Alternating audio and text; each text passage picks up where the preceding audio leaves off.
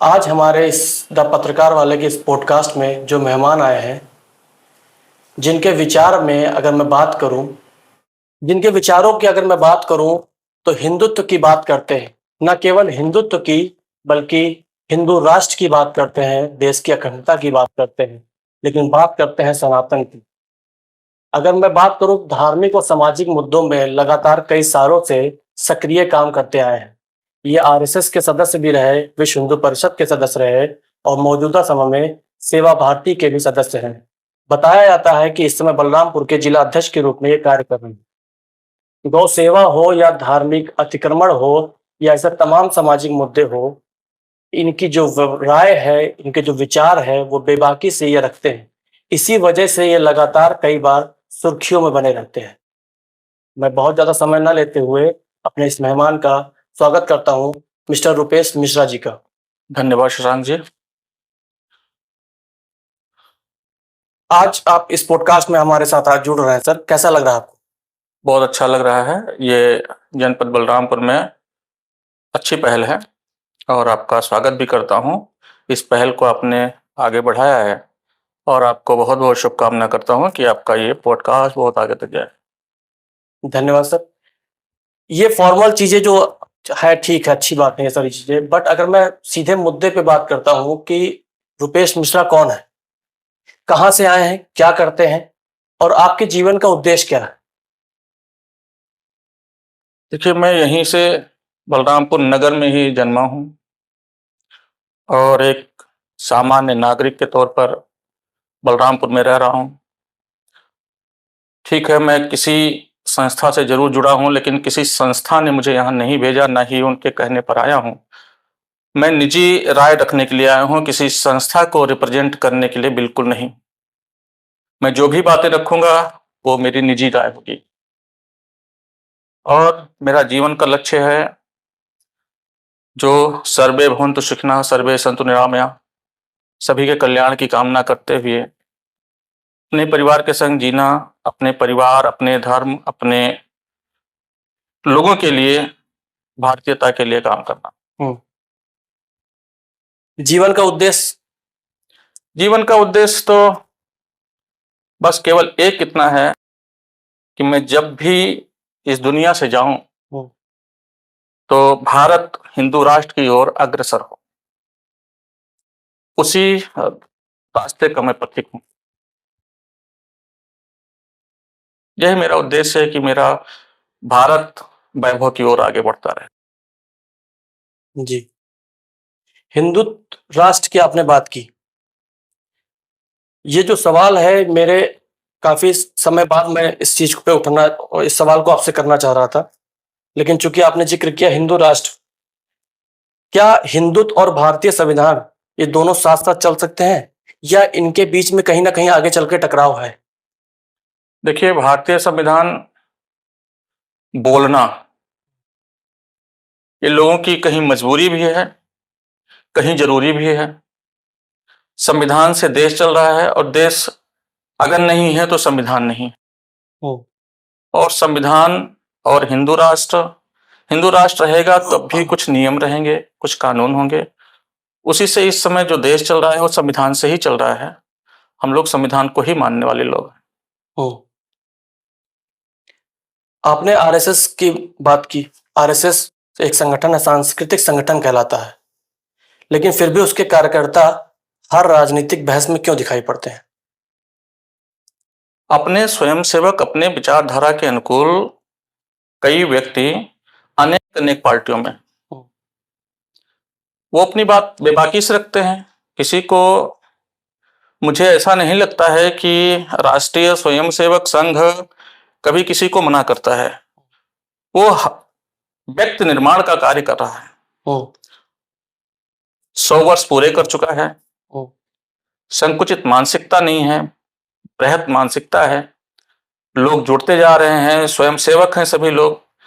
क्योंकि स्वयंसेवक कभी नहीं हटता है।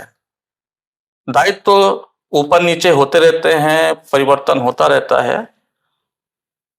मैं विशेष करके राष्ट्रीय स्वयंसेवक संघ के सभी पदाधिकारियों अधिकारियों का मैं बहुत सम्मान करता हूं।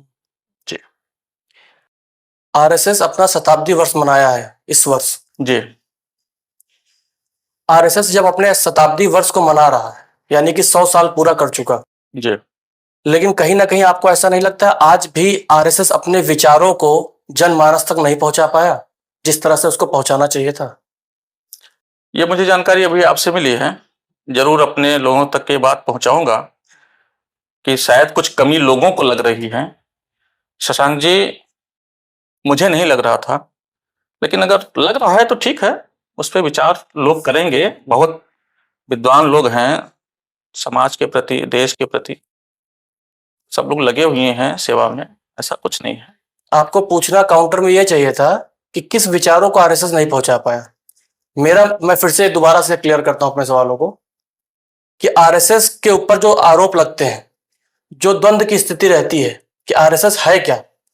कई बार लोग जो हिंदुत्व राष्ट्र या राष्ट्र के लिए कुछ ना कुछ करना चाहते हैं वो बताते हैं आरएसएस नहीं ज्वाइन करना है, ये हिंदुत्व का या कट्टरपंथी सोच की मानसिकता रखने वाला है। ऐसे बहुत सारे मानक और से बहुत सारी अफवाहें सोच लोगों में व्याप्त है।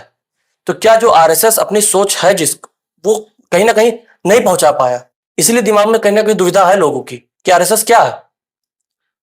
देखिए, राष्ट्रीय स्वयंसेवक संघ पर कई बार प्रतिबंध भी लगा, बिल्कुल, और आज भी 100 साल पूरे कर रहा है, कर भी चुका। और जो बातें आपने कही कि कट्टरपंथी, कहाँ कट्टरपंथी है? मुझे तो नहीं लगता। उसका कारण यह है कि जब कभी ऐसी परिस्थितियां देश में व्याप्त होती हैं जहां पर अभी 2022 में अगर आप देखें, बाढ़ की विभीषिका जबरदस्त थी, खास करके बलरामपुर जनपद, श्रावस्ती जनपद, खास करके नगरों में भी पानी भरा हुआ था, जहां पर वहां पे स्वयंसेवकों ने कभी ये नहीं देखा कि वो किस जाति, पंथ, मजहब का है, हर जरूरतमंद तक सेवाएं उपलब्ध करवाई। तो कट्टरपंथी कहाँ है यहाँ पर? कहीं तो नहीं कट्टरपंथ। अब किसी को लगता है तो उसकी अपनी निजी सोच है, हम कुछ नहीं कर सकते उस पर। आपके समझ से हिंदुत्व की क्या परिभाषा है? मेरे समझ से हिंदुत्व की यही परिभाषा है कि जो ऐसे कर्तव्य किए जाएं जो भारत विकसित और निरंतर उच्च शिखर की ओर जाए, ऐसे काम करते रहें, वही हिंदुत्व है। और हिंदुत्व एक सभ्यता है, एक परंपरा है, उसके अनुसार काम भारतीयता के लिए करना वही हिंदू समाज है, हिंदुत्व वही है, मैं मानता हूं। मेरी निजी राय है। वो तो आपने पहले बोल दिया कि आज इस पॉडकास्ट में जो भी आप बोल रहे हो आपकी निजी राय है, बिल्कुल, तो बार बार उस चीज को कहने की जरूरत नहीं है। बार बार इसलिए कह रहा हूं कि कहीं पर लगता है कि मुझे कह देना चाहिए, इसलिए मैं कह रहा हूं।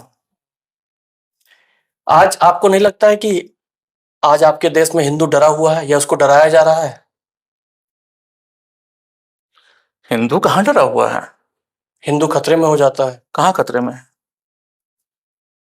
आप इस देश में रह रहे हैं ना, मैं भी रह रहा हूँ। बिल्कुल। टीवी चैनल, सोशल मीडिया आप नहीं देखते हैं? आप खतरे में है क्या? लोग ऐसा कह रहे हैं ना, नेताओं को कह दावे रहे से कहा हैं, जाता है। ठीक बात है, मैंने सुना नहीं, मैंने सुना नहीं किसी से। हिंदू खतरे में नहीं? बिल्कुल नहीं। चलिए दूसरे मुद्दे पे आते हैं। हिंदू कभी खतरे में था ही नहीं। कब था खतरे में? किसी भी राजनीतिक पार्टी की सरकार रही हो, कभी खतरे में नहीं था। फिर एक नारा आपने सुना होगा किसी राजनीतिक पार्टी के द्वारा कहा गया, राजनीतिक द्वारा, नेताओं के द्वारा, कि एक रहोगे तो नेक रहोगे, बटोगे तो कटोगे। देखिए, राजनीति में जो व्यक्ति आता है वो अपने वोट बढ़ाने के लिए, या फिर ये बात आप जो कह रहे हैं, गोरक्ष पीठाधीश्वर योगी आदित्यनाथ जी महाराज के ने कहा था इस बात को।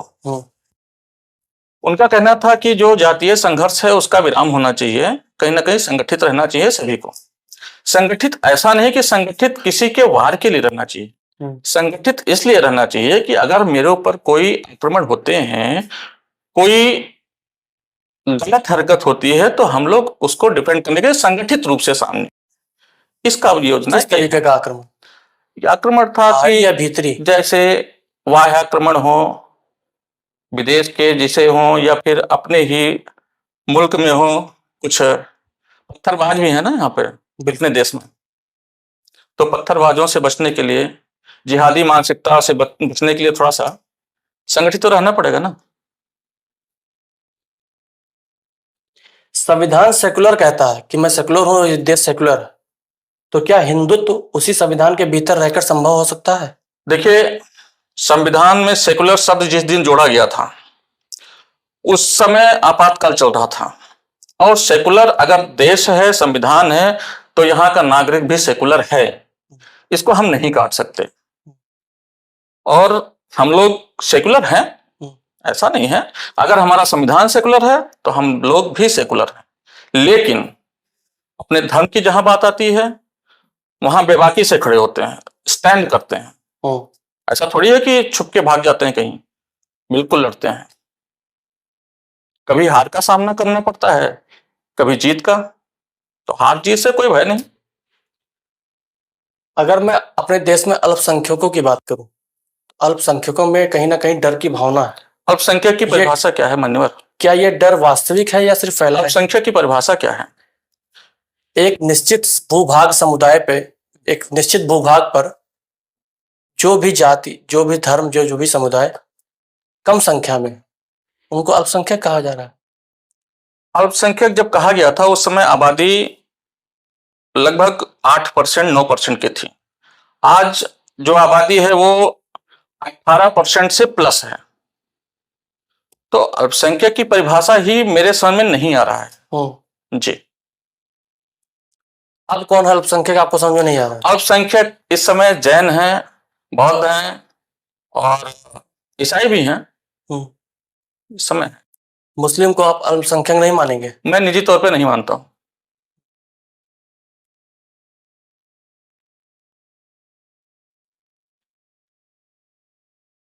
अगर कोई हिंदू आपकी सोच में अलग राय रखे, अलग विचार रखे, तो क्या वो आपके समझ से कम हिंदू है? बिल्कुल नहीं, मैंने कहा सेकुलर हूं, सेकुलर संविधान है, तो कैसे कम हिंदू हो जाएगा? मैं उसको उतना ही सम्मान दूंगा। कई लोग ऐसे हैं, जैसे जैसे बहुत लोग हैं, नाम नहीं लेना चाहूंगा किसी का भी। सेकुलर होना भी चाहिए, राष्ट्र के लिए अच्छा है अभी वर्तमान स्थिति में।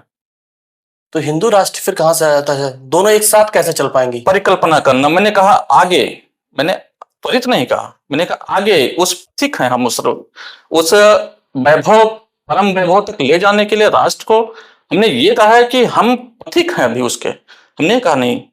और हिंदू अगर बहुसंख्यक हिंदू है तो हिंदू राष्ट्र तो है ही है, घोषित रूप से नहीं, अघोषित मान लीजिए। लेकिन बहुत सारे बुद्धिजीवी विद्वान लोग बताते हैं कि अगर कोई देश किसी धर्म विशेष के आधार पर अगर वो देश बनता है तो विकास और ऐसे सारी बहुत सारी चीजों का नुकसान बहुत झेलना पड़ता है। जैसे इस्लामिक कंट्री कई सारे हैं, आप देख सकते हैं। बिल्कुल, अगर आप हिंदू राष्ट्र देख रहे हैं तो फिर विकास और बहुत सारी जो मुद्दे और चीजें हैं जिससे विकसित बनने की हमारी परिकल्पना है, वो कैसे साकार होगा? जैसे आपने अभी कहा इस्लामिक कंट्री और ईसाइयों की जो कंट्री है जो घोषित रूप से है, वह क्या विकसित देश नहीं है? वो भी तो विकसित हैं, उनकी विकसित सूचियों में है। अभी हम विकासशील हैं, हमारा देश विकासशील है, हम विकसित भारत में नहीं है अभी, घोषित रूप से हम विकसित नहीं हैं। तो क्या हम, जब हमारा देश अगर हिंदू राष्ट्र हो जाएगा तो इसमें विकास में बाधा कहां से आ जाएगी? अगर वो इस्लामिक कंट्री या क्रिश्चियन कंट्री होकर के विकसित राष्ट्र हो सकते हैं तो क्या हम लोग हिंदू राष्ट्र हो जाने पर विकास में कहां से बाधा आती है? मेरे नहीं समझ में आता है। आप कुछ थोड़ा सा समझाएंगे तो अच्छा रहेगा मुझे। हिंदू राष्ट्र की परिकल्पना आपके हिसाब से क्या है कि सब इस देश में सिर्फ हिंदू ही रहे? क्या इस्लामिक कंट्रियों में और लोग नहीं हैं? देखिए आप, मैंने देखा है कि हैं, और भी लोग हैं। और उनकी स्थिति क्या है? उनकी स्थिति बदहाल है। फिर यहाँ पे अल्पसंख्यकों का क्या स्थिति होगा? देखिए, अल्पसंख्यकों की स्थिति यहाँ चूंकि हिंदू सहिष्णु होता है, हिंदू हमेशा कहता है सर्वे भवन्तु सुखिनः सर्वे सन्तु निरामयाः सर्वे भद्राणि पश्यन्तु मा कश्चित् दुःखभाग् भवेत्। सबके साथ में वो, उसने कभी नहीं कहा कि अपने धर्म की जय हो, उसने कहा विश्व का कल्याण हो, प्राणियों में सद्भावना, प्राणियों में सद्भावना हो।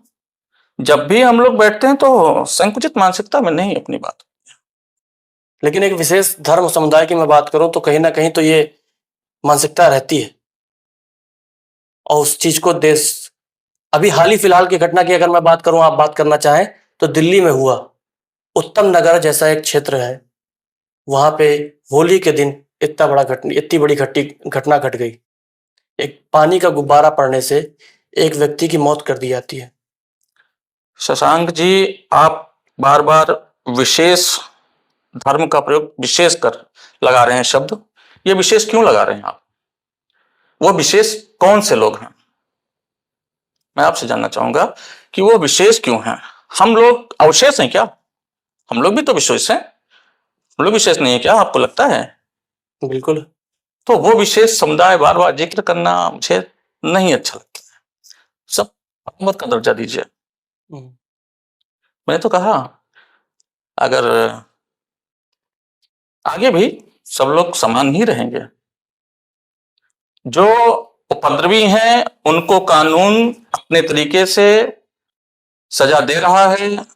जो उत्तर प्रदेश की इस समय नीतियां अगर हम बात करें तो पत्थरबाजी के लिए जो सोशल मीडिया के माध्यम से अनेकों तरीके से हम लोग देख रहे हैं, उनकी व्यवस्था बनाई जा रही है। वो सीमित हो रहेंगे सब लोग, और यही है कि सब लोग आराम से काम करें। अपना देश है, देश विकास की ओर जाए, देश विकसित हो, देश परम वैभव श्री को प्राप्त करे, हम सबका लक्ष्य होना चाहिए। लेकिन ये जो व्यवस्था आप बता रहे हैं पत्थरबाजों के लिए, अन्य समुदाय के लिए, हिंदू धर्म को छोड़ के अदर समुदाय के लिए, तो ये कब तक ये व्यवस्था रहेगी? जब तक ये सरकार है। सबसे बड़ी फिर यहीं पे बात आती है डर की, जो आपने कहा मैंने नहीं सुना है। तो हिंदू के अंदर कहीं ना कहीं ये डर आ रहा है ना कि अगर ये सरकार चली गई फिर क्या होगा? अन्य सरकार आ गई जो उनको रिप्रेजेंट ज्यादा करती है, अन्य समुदाय वर्ग, अन्य धार्मिक लोगों को, फिर क्या होगा हिंदुओं का? ठीक है, करती होगी। पिछला जो समय बीता, एक व्यक्ति था, निहायत ही बदमाश टाइप का व्यक्ति था, उसने भारत माता को डायन कहा था। आज उसकी स्थिति क्या है आप देख रहे हैं। 2007 के दौरान एक जनसभा में उसने भारत माता को डायन कहा था। आज वो कहां है बताइए। तो कहीं ना कहीं जो ये परिस्थितियां बन रही हैं, सरकारें बदलेंगी। सरकारें कोई स्थायी तो है नहीं।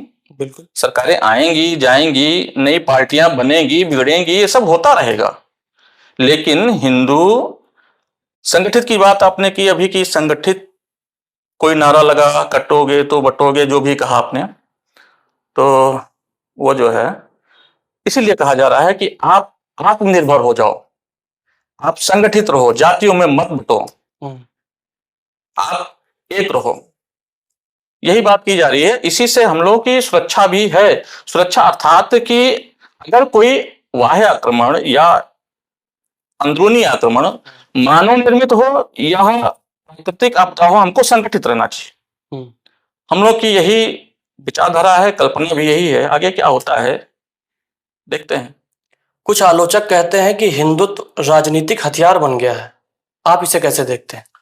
हिंदुत्व राजनीतिक हथियार कभी नहीं था, कहते होंगे, क्योंकि फ्रीडम ऑफ स्पीच है, कहते होंगे, कहेंगे भी।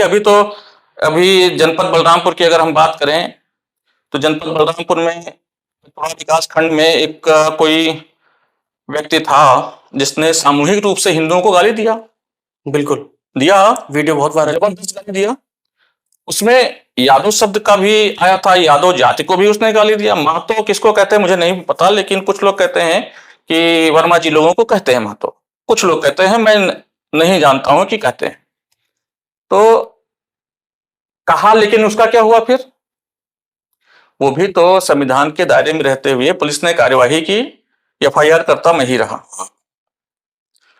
और एफआईआर हुआ, उसके बाद बेल हुआ, तो संविधान के अनुसार तो हुआ। उसको उसको कहीं खतरा तो नहीं महसूस हुआ, किसी ने उसको पकड़ा तो नहीं, उसको घेरा तो नहीं, कोई चोट तो नहीं पहुंचा, लेकिन हम लोगों को आहत जरूर किया। ऐसे विचारधारा के लोग ना निकले तो अच्छा है, ना हम उनकी आस्था को ठेस पहुंचाए, ना वो मेरी आस्था को ठेस पहुंचाए। कुछ चीजों का कुछ लोगों का मैं नाम नहीं लेता हूं जानबूझ करके। झूठी ख्यात देने से कोई मतलब नहीं, वो अपने कौम का रहनुमा बन जाता है फिर, इसलिए मैं उसको नाम नहीं ले रहा हूं। क्योंकि मैं ही FIR करता हूं तो मुझे तो जानकारी यही है। मैं उसके गांव में भी गया था। मिले थे आप व्यक्ति के? नहीं, बिल्कुल नहीं, मिलने की आवश्यकता नहीं है। एक वहीं पे कुछ दूरी पर एक मजार था, वहां बहुत जमावड़ा था, मेला था। उसके ठीक बगल में शशांक जी एक मंदिर, मुश्किल से 100 मीटर की दूरी पर। मंदिर पूरी तरह से उपेक्षित है और मजार काफी जबरदस्त बना हुआ है। और वहां उस मंदिर के पुजारी का कहना था कि यहाँ पे जो लोग आते हैं उनके यहाँ से कोई नहीं आता है, लेकिन हमारे यहाँ से हमारे धर्म के अनुयायी जो हैं, जो हिंदू समाज को रिप्रेजेंट करते हैं, जो हिंदू समाज के लोग हैं, वो वहां पर जाते हैं। भीड़ लगी हुई है, जबरदस्त भीड़ लगती है। और वहां पे वो लोग कम जाते हैं तो बस अपने हिसाब से जाते हैं। क्योंकि मैंने जहां तक इस्लाम को थोड़ा सा जाना है उनके कुछ लोगों से या सोशल मीडिया के माध्यम से, इस्लाम कभी बुत परस्ती नहीं करता है, ऐसा मैंने सुना है। सच्चाई है या नहीं है मुझे नहीं पता। लेकिन तो फिर वहां पर वो बुत बनाने का मकसद क्या है? कुछ गतिविधियां भी संचालित होती हैं, दावे के साथ मैं कह रहा हूं। मैं इसलिए दावे के साथ कर रहा हूं कि ऐसे चीजों को मैंने देखा है, समझा है, जाना है, उस पर कार्यवाही भी करवाई है प्रशासनिक तौर पे। तो इसलिए जो है लोग कहते हैं, कहेंगे, और सब चल रहा है, ठीक है। जब आप हिंदू को एक करने की बात करते हैं, संगठित करने की बात करते हैं, तो वहीं पर आप ये भी देखते हैं कि हिंदू ही एक ऐसा है जो चर्च में भी बिना झिझक के जाता है, वो मस्जिद भी अपना अगर किसी का मन है तो जाता है, वो सभी धर्म को, सभी चीजों को देखता है। अच्छी बात है, लेकिन किसी अन्य धर्म को आपने कभी देखा कि कहीं मंदिर आया? देखिए किस तरह से संगठित कर, जो कानून है उसके अनुसार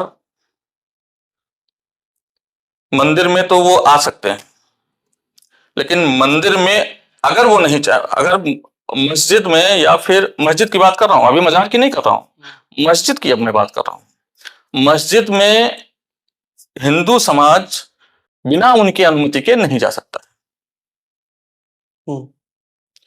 क्योंकि दर्जा भी अल्पसंख्यक वाला बना हुआ है शुरुआत से, तो उनको वो अधिकार प्राप्त है और जाते भी हैं। लेकिन फिर वही बात आती है कि हम लोग लगातार प्रयास कर रहे हैं कि अपने लोगों को, ये काफी चीजें हैं जो वहां पे गतिविधियां गड़बड़ हो रही हैं, क्योंकि ये भारत और नेपाल का बॉर्डर क्षेत्र है, बलरामपुर जनपद, और ये क्षेत्र कहीं ना कहीं भारत नेपाल सीमा को शेयर करता है, जिसपे अवैध गतिविधियां काफी संचालित भी थीं। उसको रोकने का प्रयास किया जा रहा है प्रशासनिक कार्यवाही करवा करके। अभी जब मैं पॉडकास्ट आपका करना सोचा कि हाँ आपका पॉडकास्ट होगा, और कोई मेरे से पूछा कि किसका पॉडकास्ट है आज, तो मैंने बताया कि रुपेश मिश्रा जी हैं। तो आपका नाम लेते ही लोग के जो पहला विचार आता है कि मंदिर, मस्जिद और मजार के विरोध में आपने कई सारे काम किए, धार्मिक अतिक्रमणों के खिलाफ आप कई सारे सक्रिय रूप से काम करते आए हैं। तो अब सवाल अब ये शुरू होता है मेरा कि आजकल जो धार्मिक अतिक्रमण की बात सबसे ज्यादा क्यों उठ रही? क्या यह जमीन बचाने की लड़ाई है या राजनीतिक नैरेटिव सेट करने की कुछ बात? देखिए, माननीय सर्वोच्च न्यायालय ने एक ऑर्डर दिया था जिसमें उसने राज्य सरकारों को दिशा निर्देश दिया था कि आप जो सरकारी भूमि हैं उनको खाली करवाएं। कौन क्या कर रहा है ये तो आप भी देख रहे हैं, शिथिलता बहुत है।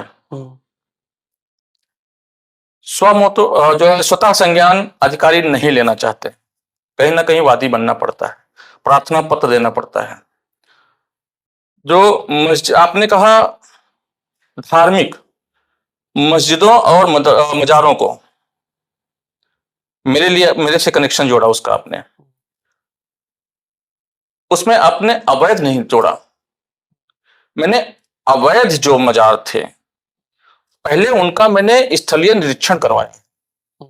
जब स्थलीय निरीक्षण में सक्षम अधिकारियों ने उसको पाया है तो काम किया है, अन्यथा जो लीगल है उन पर कहां कार्रवाई हो सकती है, अवैध चीजों पर हो रहा है। जैसे अभी तक कोई अवैध जो आपने मजार हटवाया हो? कई हैं। बलरामपुर में कोई? जनपद बलरामपुर में। इसके अलावा किसी जिले में? अभी नहीं बताना चाहूंगा, उसका प्रोसीजर है, चल रहा है अभी प्रोसीजर में। अगर बलरामपुर की बात करो तो कहाँ का हटा मजार आपके इस प्रयास से? देखिए, मैंने अपने सोशल मीडिया पे भी डाल रखा है, खुले तौर पे डाल रखा है। कोविड काल में जो राजापुर भजिया जंगल है उसमें एक मजार बना हुआ था। हम लोग उसको लगभग 4-5 महीने से देख रहे थे, वॉच कर रहे थे, पिन पॉइंट हेड मतलब हिट कब करना है हमको अर्थात प्रशासन को प्रार्थना पत्र कब देना है, पूरी रूपरेखा तैयार करने के बाद में हम लोगों ने 6-7 लोग साथ में, तो उसमें हम लोगों ने प्रशासन से आग्रह किया कि स्थलीय निरीक्षण किया जाए, स्थलीय निरीक्षण के उपरांत उस पर कार्यवाही किया जाए। जब वहां पर स्थलीय निरीक्षण किया गया तो वहां पे जंगल, चूंकि वन्य क्षेत्र अगर कहें तो संविधान के भाग 4 में उसका वर्णन किया गया, वन्य जो जीव संरक्षण है और वन संपदा का संरक्षण है वो भाग 4 में उसका उल्लेख है। और कहीं ना कहीं इस तरह से मतलब कई लाशें भी दफनाई हुई थी। शशांक जी, आप विश्वास नहीं करेंगे, वहां पर मतलब एक कब्रिस्तान बनाने का पूरा उनका एजेंडा चल रहा था। और जब वो वन संपदा है तो उसमें कब्रिस्तान कैसे बन सकता है? हम लोगों ने उसी का विरोध किया था कि वहां कब्रिस्तान कैसे बन सकता है। आज आप यकीन नहीं करेंगे कि लगभग वो 20 वर्ष से चलता रहा होगा, या जितने वर्ष से रहा, मुझे तो ये लोगों ने बताया कि लगभग 20 वर्ष से है। और 20 वर्ष में वहां पर झाड़ू लगता गया, लगभग करोड़ों का नुकसान हुआ होगा राजस्व का। जो पौधे उगते रहे होंगे वो नष्ट हो जाते रहे होंगे, झाड़ू लगेगा तो नष्ट हो जाएंगे। और लगभग एरिया था 1-2 बीघे का। तो हमने तो वन संपदा बचाने की बात की, उस पर कई लोग कहते हैं देखिए ये मामला तो निस्तारण हुआ, यहां पर लोग गए भी, हम लोग प्रार्थना पत्र दिए, तुरंत कार्यवाही हुई। इसमें एक अधिकारी ने कहा था कि तो वहां उस सामने एक मंदिर भी तो है, तो हमने कहा ठीक है मैं उसका वादी हूं, आप ठीक है आप पद छोड़िए, आइए मैदान में, आइए सामने देखा जाता है क्या होता है। तो हालांकि उसमें हम लोगों ने 12 जुलाई को एप्लीकेशन दिया था, 19 जुलाई को प्रशासन के मंशा अनुरूप कार्यवाही हुई थी। ये तो मुद्दा था राजापुर भरिया वाला। अभी हाल ही फिलहाल में बलरामपुर शहर में प्रॉपर एक मुद्दा बहुत तेजी से वायरल हुआ, बड़े पुल के मजार का। उसमें भी आपका ही नाम आ रहा है कि आपने ही उसमें वादी बना, आपने प्रार्थना पत्र दिया, आपने शिकायत हुए, उस पर कार्रवाई हुआ और वो मजार भी हटना है। जबकि वो मजार मेरे ख्याल से 50-60 साल पुराना मजार या उससे भी ज्यादा, मुझे नहीं पता, उस पर भी आपका ही नाम आ रहा है। और जबकि वो मजार है उसमें दिक्कत क्या है? रास्ते में नहीं है, साइड में बना हुआ है, लोग इतने सालों से आ जा रहे हैं, क्या दिक्कत है रुपेश मिश्रा जी को? मुझे कोई दिक्कत नहीं है। 70 सालों से जो संघर्ष हुआ है, लोग 70 साल बता रहे हैं, लिखा भी है कहीं है डॉक्यूमेंट। हालांकि मामला सर्वोच्च न्यायालय में है, बहुत ज्यादा डिटेल में इसकी गहराई में नहीं जाऊंगा मैं, लेकिन जहां से शुरुआत किया वो बोल सकता हूं मैंने वहां पर जब विवाद हर वर्ष लगभग दुर्गा पूजा और मुहर्रम का आयोजन निकलता है, कहीं ना कहीं विवाद की स्थिति उत्पन्न होती थी। आप संवैधानिक भी अवस्था में रहोगे, लगभग ये जानकारी थी कि असंवैधानिक है, हम लोग को यह आइडिया था। और उसके बाद में सीना जोरी भी करोगे, यह नहीं चल पाएगा। हम लोगों ने एक प्रार्थना पत्र दिया। उस समय के तत्कालीन एडीएम शायद उनका नाम प्रदीप कुमार जी था, उन्होंने उस दिन वही थे, उनको मैंने प्रार्थना पत्र दिया। उन्होंने तुरंत सक्षम लोगों को भेज करके स्थलीय निरीक्षण करवाया। फिर वो पता चला कि रास्ते की भूमि में है। अब हाई कोर्ट से मजार पक्ष मुकदमा हारा था, फिर सर्वोच्च न्यायालय में मामला लंबित है। क्या होता है आगे, जो सर्वोच्च न्यायालय का गाइडलाइन होगा उसके अनुसार काम होगा। और हम उन उपद्रवी स्थानों को चिन्हित कर रहे हैं। मेरे बहुत सारे मजार मस्जिद हैं, मेरा कोई लेना देना नहीं है, सब अपना धार्मिक क्रियाक्रम उसमें करते हैं, जो भी उनकी व्यवस्था है उसके अनुसार करते हैं। लेकिन आप ये नहीं चलने देंगे हम कि आप गलत भी रहोगे, उसके बाद में छीना झपटी भी करोगे। रास्ते में लगभग जितने बलरामपुर की शोभा यात्रा निकलती है बड़े पुल चौराहे से होकर जाती है, उसकी सुरक्षा में कितने लोग खड़े होते हैं, कितने पुलिसकर्मी खड़े होते हैं, कितना समय नष्ट होता है उन लोगों का। तो कहीं ना कहीं उत्तर प्रदेश सरकार या भारत सरकार का कहीं ना कहीं नुकसान होता है, चाहे जिसकी सरकारें रही हों। लेकिन जब मैंने ये देखा कि मंशा सरकार की अच्छी है, तब मैंने इस पर कदम बढ़ाया और अब वो काम हुआ। उसके बाद लोग सुप्रीम कोर्ट गए, हाई कोर्ट में उनको उनकी तरफ से उनके मन मुताबिक नहीं हुआ होगा, उनको नहीं पसंद आया, सर्वोच्च न्यायालय गए। सर्वोच्च न्यायालय में पेंडिंग है, मामला चल रहा है। ये सारे मुद्दे ऐसे हैं जिससे धार्मिक उन्माद पैदा हो सकती है। उसका क्या करें, उसका भय नहीं रहता है कि क्या कुछ करें? भी ऐसी स्थिति उत्पन्न ना हो जाए जिले में। मरना नहीं है क्या मुझे, अमर हो क्या? मुझे नहीं लगता मैं अमर हूं।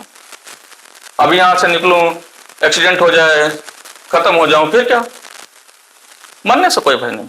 क्या कर सकता है कोई इंसान? मार सकता है ना, मार दे। कोई सिक्योरिटी गार्ड किसी से मांगा है कभी? क्या नहीं मांगा, मैंने कभी कुछ नहीं मांगा है। जो होना है सो होगा।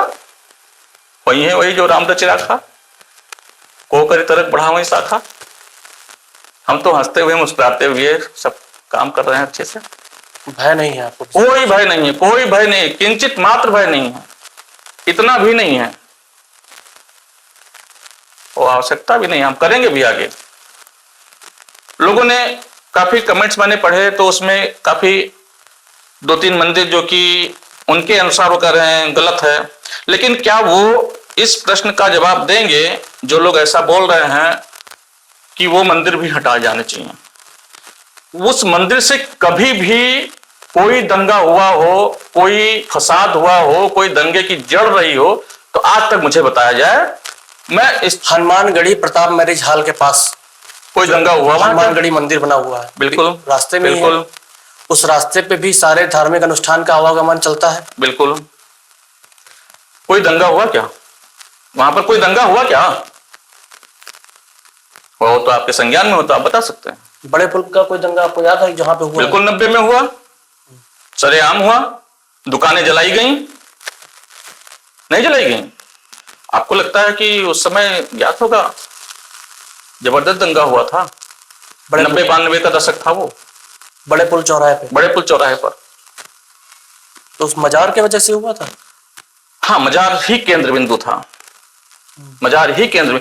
वो वहां पे जो एक व्यापारी दुकान लगाता है उसकी झोपड़ी थी, केवल झोपड़ी, उसको बर्दाश्त नहीं कर पाए लोग। इतना बर्दाश्त नहीं कर पाए वो लोग कि उसको आग लगा दिए तो जल गया। उसकी फुटेज है मेरे पास, आज भी है। तो कहीं ना कहीं मन तो दुखी था।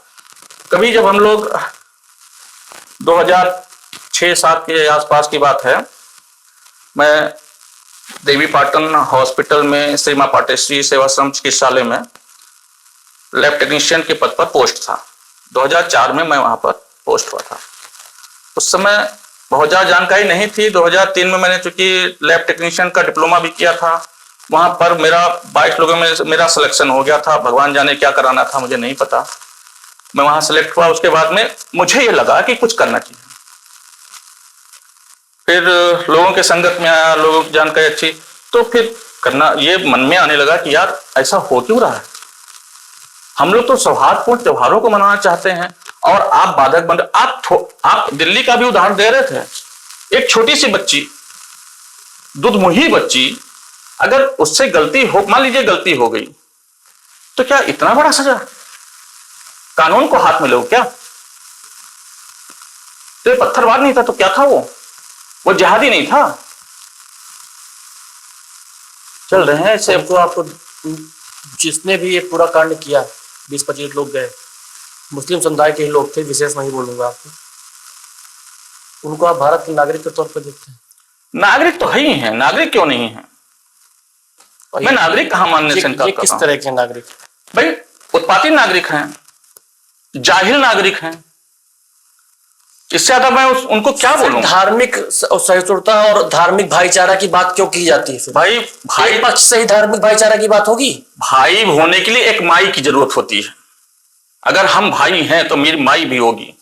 तो हम भारत माता को माता मानने के लिए तैयार हैं, कहते हैं हम माता गंगा को अपनी माता मानते हैं, गायत्री को माता मानते हैं। क्यों मानते हैं? क्या तो कैसा भाईचारा? किस तरह का भाईचारा? ये भाईचारा होगा क्या? भाईचारे के लिए एक माई की जरूरत होती है। जब तक माई नहीं तो भाईचारा नहीं।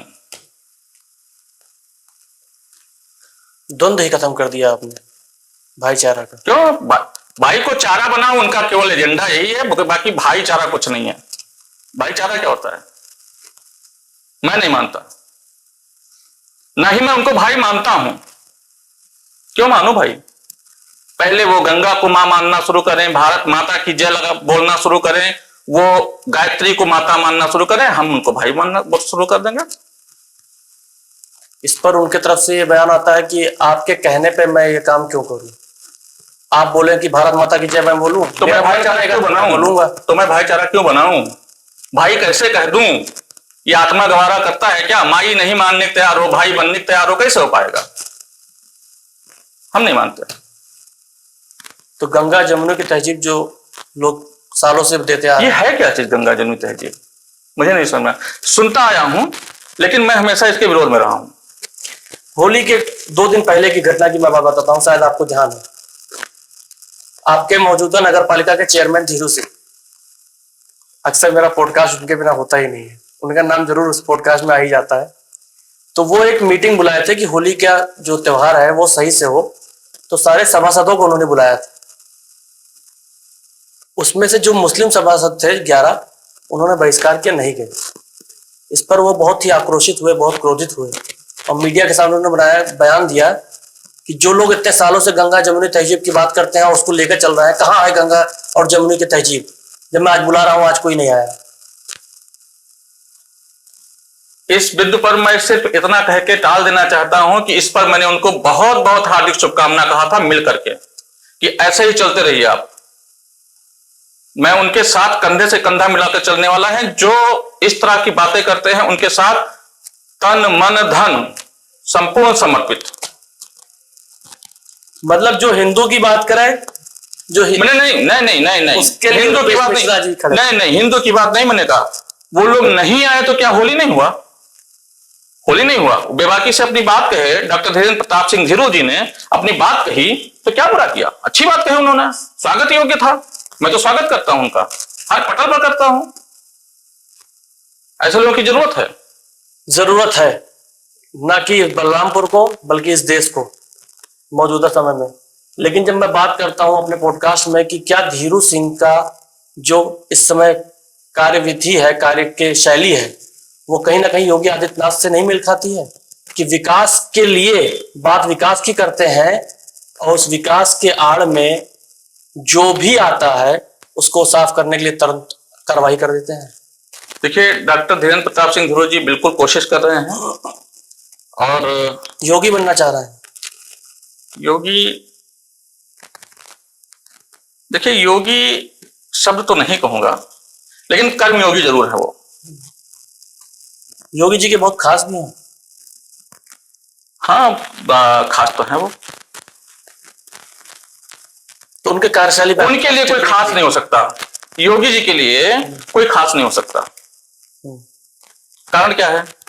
योगी जी ने जब अपना परिवार छोड़ा, संन्यास लिया, तो उनको मोह नहीं है किसी चीज का, न धन का मोह है, न व्यक्ति से मोह है। अपने राष्ट्र से मोह है उनको, अपने धर्म से मोह है। हाँ ठीक है, वो मुख्यमंत्री के तौर पर हैं तो उनको सबको साथ लेके चलना है वो, लेकिन एक गोरक्ष पीठाधीश्वर भी हैं, उस पद को छोड़ा नहीं उन्होंने, तो अपने धर्म के अनुसार काम भी कर रहे हैं। वो मुख्यमंत्री बतौर विकास की बातें भी करते हैं, अन्य बातें भी करते हैं, लेकिन वो अपने धार्मिक तौर पर भी काम कर रहे हैं। आपने कहा डॉक्टर धीरेन्द्र प्रताप सिंह धीरू जी क्या योगी, तो कर्मयोगी मैं उनको कह रहा हूं, योगी तो नहीं कहूंगा, केवल योगी नहीं कहूंगा। एक मैंने कैंपेन चलाया कि लोगों से पूछा क्या धीरू सिंह कट्टर हिंदूवादी छवि का नेता है। हिंदू कभी कट्टर नहीं था। हिंदू अगर कट्टर होता तो आज होता ही ना। अब तो हो रहा है। अब आपने आपके भाषा आपके भी इतने देर में पॉडकास्ट में झलक दिख रहा है कि अब हिंदू बर्दाश्त नहीं करेगा, अब हिंदू इस तरह से नहीं करेगा। अब हाँ, तो इसका मतलब कहीं ना कहीं कट्टरता और स्टेटमेंट आने लगा ना। अब क्रिया की प्रतिक्रिया देना शुरू कर दिया है, कट्टर नहीं हुआ है, क्रिया की प्रतिक्रिया। केमिस्ट्री में है ना, रिएक्शन का जो है रिएक्शन, हाँ क्रिया की प्रतिक्रिया जो है, तो प्रतिक्रिया करना। आपको एक थप्पड़ अगर मारता है या अभी आपको कोई वार कर दे तो क्या करेंगे, फिर प्रतिक्रिया नहीं करेंगे। आप मुझे यहाँ बुलाए हो, आप मुझे एक थप्पड़ मारोगे तो जाहिर सी बात है जो मेरे पास उपलब्ध है उसी से मैं आपके ऊपर थोड़ा सा कुछ तो करूंगा, अपना डिफेंस ही करूंगा। तो इस चीज के लिए मैं बोल रहा हूं कि प्रतिक्रिया तो करनी चाहिए ना, प्रतिक्रिया तो होनी ही चाहिए, उसके लिए मैं कह रहा हूं तो ये कट्टरता हुई क्या? आपकी परिभाषा क्या ये कट्टरता की है? तो कट्टरता नहीं है तो ये इसका मतलब जागृति है। बिल्कुल जागृति है, जागृत हो रहा है। तो यानी कि हिंदू इससे पहले सो रहा था? नहीं, बिल्कुल सो नहीं रहा था। जागृति थोड़ा और जागृत हो रहा है। अचेतन से चेतन अवस्था? नहीं, अचेतन कभी नहीं था हिंदू। हिंदू अचेतन होता तो गायब हो गया। कितने आक्रमण हुए, यही तो मैं चाह रहा था। आए, शक आए, कितने लोग आए, हिंदू कहां चला गया? हिंदू है ना अभी। हिंदू और सनातन में क्या अंतर? सनातन सभ्यता है, हिंदू नाम है, और हिंदू सनातन में मुझे कोई अंतर दिखाई नहीं देता है। मैं नहीं समझ पाता हूं, क्योंकि विद्वान हूं नहीं, एक अर्बन एरिया का पला बड़ा आदमी हूं। इसमें मुझे बहुत विशेष जानकारी इतनी पढ़ी लिखी नहीं है मैंने, बस जितना है लोगों से सीखा है, आप लोगों जैसे विद्वान लोगों से। मैं आपके आगे विद्वान नहीं हूं, मैं तो बस अपना काम कर रहा हूं कि मेरा उद्देश्य ये रहता है कि मैं अपने पक्ष जो है उसको भी रखा जाए और जो दूसरा पक्ष है उसको भी रखा जाए। बिल्कुल। अगर आप आए हैं, रिप्रेजेंट कर रहे हैं अपने आप को, तो मैं चाहता हूं कि उस पक्ष की भी बात हो जो ये वीडियो देख रहा है, कि अगर मजार और मस्जिद की बात हुई तो मैं उनके पक्ष जरूर रखूं कि वो हटना क्यों जरूरी है। अगर मस्जिद की बात हुई है, बड़े पुल की, मजार की, तो मैं हनुमानगढ़ी मंदिर राम प्रताप मैरिज हॉल की भी बात करूंगा। तो मैं कल अपेक्षा करता हूं कि आप एक एप्लीकेशन देंगे प्रशासन को। मुझे लगता है कि आप किस चीज के लिए? मंदिर हटाने के लिए। मैं मंदिर हटाने के लिए क्यों मैं एप्लीकेशन कर दूंगा? क्यों नहीं देंगे? क्यों आप पक्ष रख रहे हैं? मैं पक्ष रख रहा हूं कि वो उनका पक्ष यहाँ पे कौन रखेगा? ठीक है, तो मैं एक तरफा काम नहीं कर सकता हूँ। बिल्कुल, तो आप दोनों के लिए काम कर रहे हैं तो अच्छी बात है, स्वागत है आपका। अगर आप अपना पक्ष रख रहे हैं तो यहाँ पे उनकी भी पक्ष बात रखने के लिए तो कोई होना चाहिए। बिल्कुल, आप आगे बढ़िए, स्वागत है। हम लोग मिलेंगे कहीं ना कहीं।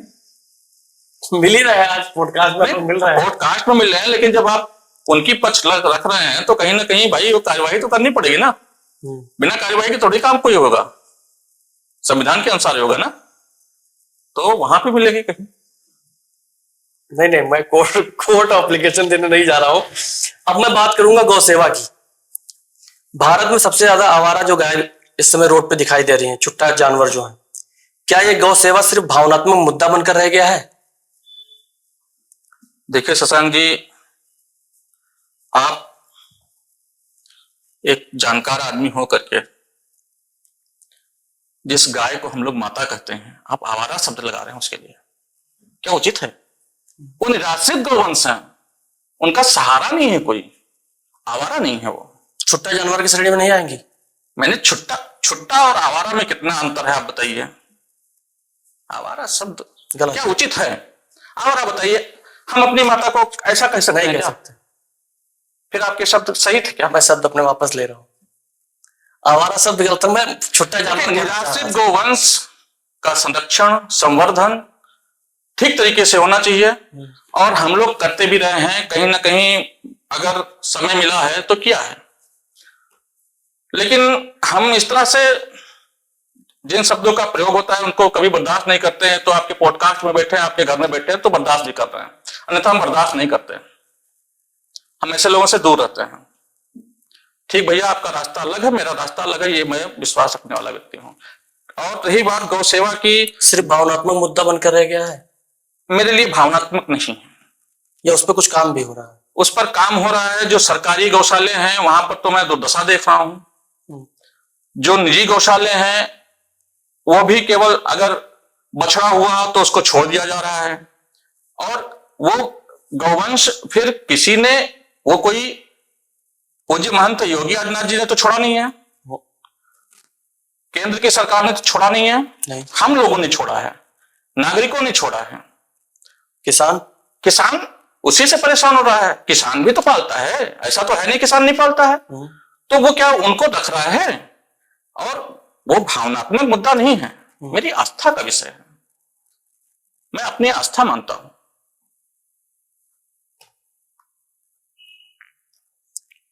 दूसरा सवाल आएगा कि जैसे क्या आपने कभी ऐसा देखा कि गौरक्षा के जैसे मुद्दे पर या इसके मामले में किसी निर्दोष के ऊपर कोई बड़ी कार्रवाई हुई, किसी निर्दोष को? देखिए क्या होता है, जनपद बलरामपुर में तो ऐसी कोई सूचना नहीं है। यदि हुई होगी तो पॉडकास्ट के बाद जरूर बताइएगा। देश की बात कर रहा हूं मैं। अगर बलरामपुर में नहीं हुई तो हम लोग सिर्फ यहाँ पे बलरामपुर की तो बात करने नहीं आए। बिल्कुल बिल्कुल। तो गौरक्षा के नाम पर किसी निर्दोष को नुकसान पहुंचाया गया है? ये गलत बात है, नहीं करना चाहिए। यानी कि हुआ है? अगर हुआ होगा तो नहीं करना चाहिए था। अगर हुआ होगा तो नहीं करना चाहिए था। इसके लिए कोई ठोस नियम कानून जो, मैं मॉब लिंचिंग की बात कर रहा हूं। कई बार आपने देखा होगा सोशल मीडिया आजकल बहुत ज्यादा चल रहा है। अब अखबारों के माध्यम से सूचनाएं बहुत देर में मिलती हैं, लेकिन सोशल मीडिया पे तुरंत मिल जाती हैं। मैंने भी कहीं सोशल मीडिया पे देखा कि आरएसएस पर ऐसा आरोप लगाते हैं कुछ लोग कि जो अलग सोच रखने वाला व्यक्ति हो उसको राष्ट्र विरोधी कह देते हैं। भाई मैं कितनी बार बोलूं आपसे कि मैं कितने बार आरएसएस पे प्रतिबंध भी लग चुके हैं, तो क्या बिगड़ गया? कुछ बिगड़ा तो नहीं है, लगते रहेंगे। अच्छा काम कुछ करेंगे तो कुछ विरोधी भी होते हैं अपने, सबको तब भी सम्मान देते हैं। एक पब्लिक का सवाल है जिन्होंने मेरे से फोन करके बताया था कि अगर आप उनको बुला रहे हैं तो एक सवाल पूछिएगा कि भारत के स्वतंत्रता में, आजादी में आरएसएस का कितना योगदान रहा। इस पर कई सारे विद्वानों का मतभेद है। कुछ लोग मानते हैं कि इनका कोई योगदान नहीं था, कुछ लोग प्रमुखता से बताते हैं कि इसका आरएसएस का बड़ा योगदान था आजादी में। आप इसको किस तरह से देखते हैं? जिसने सवाल पूछने के लिए कहा है उनकी कितनी भूमिका रही होगी ये तो मैं नहीं जानता हूं, लेकिन अगर सवाल किया है तो मैं जवाब दे रहा हूं। राष्ट्रीय स्वयंसेवक संघ के स्वयंसेवक दृढ़ता से लगे रहे, चाहे डॉक्टर साहब रहे हों, चाहे द्वितीय सर संघ चालक जी रहे हों। उन्होंने कहीं ना कहीं, वह लोग उस समय एक पार्टी हुआ करती थी, उसी पार्टी में सभी लोग थे, वहीं से टूट करके अपनी अपनी संस्थाएं बनी। तो क्या वो लोग शामिल नहीं थे? आपकी सूचना नहीं है या उसको, उस व्यक्ति को अब वो कूप मंडूक बन के यही तैरता रहता है कि वो जो है उसमें शामिल, सभी लोग शामिल थे। उस समय के संस्थापक जितने लोग थे वो देश की आजादी में सबने अपनी अहम भूमिका निभाई है। अब चूंकि एविडेंस के तौर पर कुछ लाया नहीं हूं यहाँ पर, नहीं तो मैं दिखाता भी। नहीं, उसकी पुस्तकें भी हैं, पुस्तकें हैं। आपको एविडेंस के तौर पे ये कोर्ट नहीं है कि आप कुछ लेके आएंगे, लेकिन आप बता सकते हैं कि उसमें क्या योगदान रहा और किनका था? देखिए, लाल बहादुर शास्त्री जी के समय में उनको परेड में भी बुलाया गया था। जिस समय वार चल रहा था उस समय, जो 26 जनवरी था या 15 अगस्त था, मुझे थोड़ा सा, मैं भ्रमित हो रहा हूं, उसमें परेड में भी वो शामिल हुए थे, अपने गणवेश में शामिल हुए थे। शायद आपने भी सुना होगा या ना सुना हो। तो वो लोग कभी उससे दूर नहीं रहे। लेकिन उस समय कोई ऐसा कैमरा और सोशल मीडिया का जमाना नहीं था कि वो सारा ब्रॉडकास्ट बढ़ जाता, ब्रॉडकास्टिंग होती और प्रसारण किया था, तो वो सब नहीं हो पाता। तो जितने भी लोगों ने आंदोलन किया या जितने लोगों ने सहयोग किया आजादी में, सबका पॉडकास्ट थोड़ी हुआ था? पॉडकास्ट नहीं, ब्रॉडकास्ट थोड़ी हुआ नहीं हुआ है। लेकिन कुछ लोग भी लोग बता रहे हैं ना, इतिहास बता रहा है। इस चीज का इतिहास में क्यों इतना दुविधाएं का है? देखिए, वो अधीन थे उस समय की जो सरकारें थी उनके अधीन था कुछ चीजें, उसको वहां से हटा दिया गया, उस नाम को ही हटा दिया गया, गोपनीय कर दिया गया। बहुत सी ऐसी चीजें हैं जो तथ्य ही छुपा दिए गए, वो तथ्य शामिल करे जाए। अब तथ्य शामिल हो रहे हैं धीरे धीरे करके। अब आप देख रहे हैं कि कहीं ना कहीं ऐसी व्यवस्थाएं बन रही हैं कि सारी चीजें सामने आ रहे हैं, तो अब ये कुछ लोग बिलबिलाने लगे, समस्याएं हो रही हैं कि अरे भाई ये तो एविडेंस के साथ आ रहे हैं। अब सोशल मीडिया पे भी देखने को मिलेगा, बहुत सारा चीज देखने को मिलेगा। यानी कि कांग्रेस उस समय मौजूदा सरकार में थी। कांग्रेस तो बहुत पुरानी पार्टी है, उसमें लोग थे और वही पार्टी चला रहे थे। उन्होंने ही आरएसएस के इतिहास को खत्म करने का प्रयास किया। बहुत लोगों ने किया, बहुत लोगों ने किया। आरएसएस के अंदर सवाल पूछने की आजादी है? बिल्कुल आजादी है, आजादी है। क्या आपने कभी संगठन में रहते हुए मुझसे आप केवल आरएसएस के बारे में क्यों बात कर रहे हैं? मैं कोई आरएसएस का वक्ता थोड़ी बैठा हूं यहां पर। आरएसएस का कोई वक्ता नहीं होता है वैसे, लेकिन प्रचारक ना हुई उन्होंने, ऐसा कुछ नहीं है। आप आरएसएस से भिन्न भी इससे पहले मैंने आरएसएस से कितने सवाल आपसे पूछे? सब पूछा, आरएसएस से ही नहीं, बहुत मैंने पूछे। आपसे हिंदुत्व पे सवाल पूछा, मैंने आपसे देश की अखंडता, देश के उस पर पूछा, मैंने सेकुलरिज्म पर पूछा। आरएसएस तो अपनी मैंने 3 सवाल पूछा। आप तुरंत कहने लगे कि मैं आरएसएस से ही क्यों पूछ रहा हूं? नहीं बिल्कुल, और ज्यादा पूछे अगर मैंने होगा। क्यों लगा? नहीं, आपको चूंकि मैं और बातें भी रखना चाह रहा था, इसलिए मैंने सोचा कि अब चूंकि आपका हो सकता है टाइम वाइम खत्म हो रहा होगा, तो इसलिए मैंने कहा बाकी आप खुद पूछे, जितना मैं पूरी रात यहाँ बैठ सकता हूँ, आप पूछते रहिए, मैं सवाल का जवाब दूंगा। आरएसएस के जो सवाल थे मेरे, वो मैंने पूछा आपसे, 5-6 सवाल ही थे मेरे पास। अब last but not least, Rupesh Mishra ji बतौर, क्या मैं कह सकता हूँ, सेवा भारती के जिला अध्यक्ष के एक तौर स्वयंसेवक, पे, एक स्वयंसेवक, एक सामान्य नागरिक, सेवा भारती के जिला अध्यक्ष के तौर पे आप काम कर रहे हैं। अगले 20 सालों में देश को आप हिंदू राष्ट्र के रूप में देख रहे हैं या संवैधानिक राष्ट्र के रूप में देख रहे हैं? देखिए, हिंदू राष्ट्र भी घोषित रूप से यदि होता है तो उसका भी संविधान रहेगा ही रहेगा। संविधान कहीं जाने वाला नहीं है, संविधान रहेगा। संविधान कहीं नहीं जाने वाला था, और 2024 में भी ये एक भ्रम फैलाया गया, संविधान खतरे में, संविधान खतरे में। और क्या हुआ उसका परिणाम? समस्याएं हुई ना। वो जो टारगेट उनका फिट था, वो उसमें सफलता हासिल किया। कुछ राजनीतिक लोग, उन्होंने इस योजना को आगे बढ़ाया, सीटें कम हुई, क्योंकि वो वैचारिक रूप से कहीं ना कहीं अपने लोग वहां पर हैं, इसलिए मैं उनकी बात करता हूं। मैं भारतीय जनता पार्टी की बात कर रहा हूं, क्योंकि अपने वैचारिक लोग हैं वहां पर। संगठन अगर और लोग भी मांगे तो देते हैं, लोग वहां जाते हैं, अपने लोग और जगह भी हैं, काम कर रहे हैं नियमित। तो संविधान कहीं नहीं जाने वाला, संविधान वैसे का वैसे ही रहेगा। योगी आदित्यनाथ को आप 2029 में कहां देखते हैं? संगठन तय करेगा। आपके विचार कहां है, आप कहां देखना चाहते हैं? मैं तो, अगर वो प्रधानमंत्री बन जाएंगे, अगर वो प्रधानमंत्री बन जाएंगे तो उत्तर प्रदेश फिर कौन देखेगा? उत्तर प्रदेश फिर खाली हो जाएगा थोड़ा सा, लेकिन बड़ा पद तो प्रधानमंत्री का है। तो फिर राज्यों में की स्थितियां क्या होंगी, अब वो तो विषय है, क्या होता है, कैसे होता है। लेकिन मैं चाहता हूं कि वो जहां भी रहें, जैसे भी रहें, उच्च शिखर पर रहें। 27 का चुनाव है उत्तर प्रदेश में। बिल्कुल 2027, बिल्कुल। क्या स्थिति लग रही है भाजपा की? विचार नहीं किया इस पर कुछ। पीडीए जिस तरह से आगे बढ़ रहा है अपने वैचारिक को लेकर। किस पीडीए की बात कर रहे हैं? पीडीए क्या?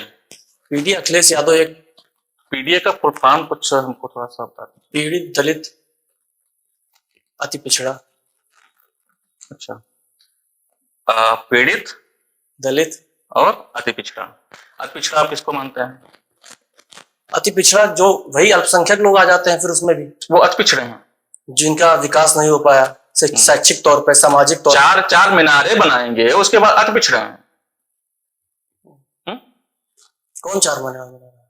अति पिछड़े जिसको आप कह रहे हैं। मुझे तो नहीं दिख रहा है 4 मीनार का। मुझे दिख रहा है।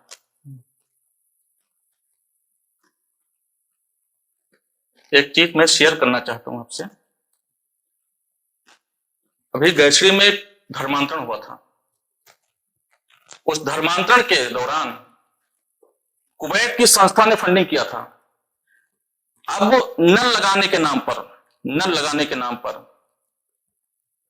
जिस घर में छोटा आ और बड़ा आ नहीं आता है, उस परिवारों में एक फारसी या उर्दू भाषा का लिखा हुआ पेपर पंपलेट चिपकाया गया। क्या उद्देश्य था? और उस जो वो नल बोर कर रहा था, जो उसका इंजीनियर था, उसमें संलिप्त था, धर्मांतरण उसी ने करवाया। वही आरोपी है, अपराधी नहीं कहेंगे, आरोपी है, क्योंकि ट्रायल में है, जेल गया था। वो नल बनाने वाला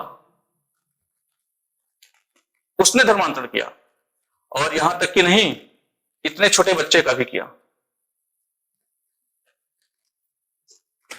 स्थितियां सीमावर्ती क्षेत्रों में कभी मौका मिले तो चलिए हमारे साथ, चलिए दिखाते हैं आपको कितनी समस्या है। ऐसी स्थिति में आपने देखा कि छांगुर बाबा भी यहीं पे पनप रहा था। बिल्कुल बड़े लेवल पे काम हुआ है। बिल्कुल, इसके बारे में कुछ हम लोग प्रकाश डाला जाए? बिल्कुल डालते हैं। वो आज से तो नहीं पनप रहा था, बहुत दिनों से पनप रहा था। बता रहे हैं अंगूठी बेचता था पहले जाके रिसाइकिल से। अब वो अंगूठी बेचता था कि भभूत बेचता था ये तो नहीं जानते हैं, लोग कहते हैं नगद बेचता था, लेकिन अब वो मुझे लगता है कि न्यायिक ही जिहादी टाइप का आदमी था, जिहादी था ही, आरोपी है उसका वो।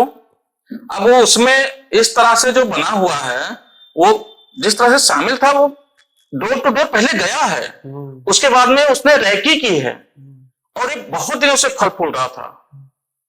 जब शासन की मंशा हुई तब उसको चंगुल में ले लिया। उससे पहले यहाँ के जो नागरिक हैं, आप जैसे जागरूक, वो कहाँ थे?